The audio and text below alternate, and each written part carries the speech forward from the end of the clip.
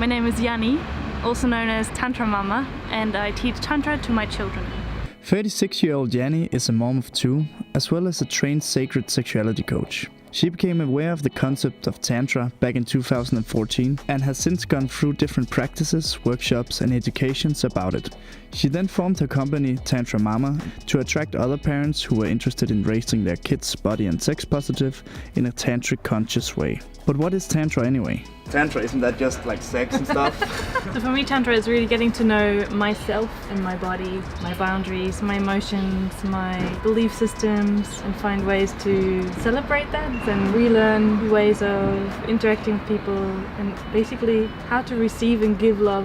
A bit of research told me that Tantra is an Asian practice that has been practiced in different variations for centuries. It's a complicated practice that needs more than a few seconds to grasp. If I can start to really accept the parts of me that I used to judge and that I used to pretend I don't even have them, then all of a sudden you own them and you integrate them and then you accept them and then you even love them, you know?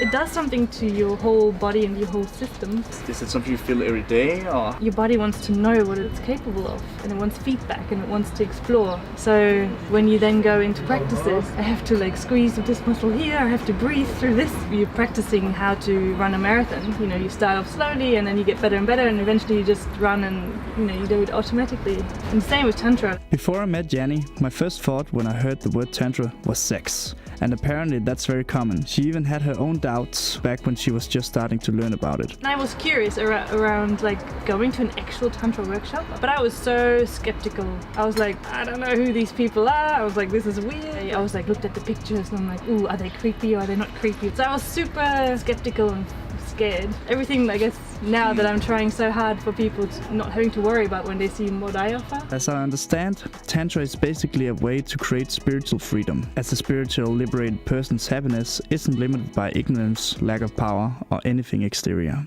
Which is why Yanni finds it important to teach her own children, since they then have an easier time dealing with life's ups and downs. But where do you start then? I think as mothers, we need practical things. You know, sometimes I listen to talks and I'm like, oh, that all sounds amazing. But I have two children who will bring you straight back into the now. It might be a fight, it might be that they're tired, it might be that they're hungry, and you need to have your tools as a mum to deal with the everyday happenings.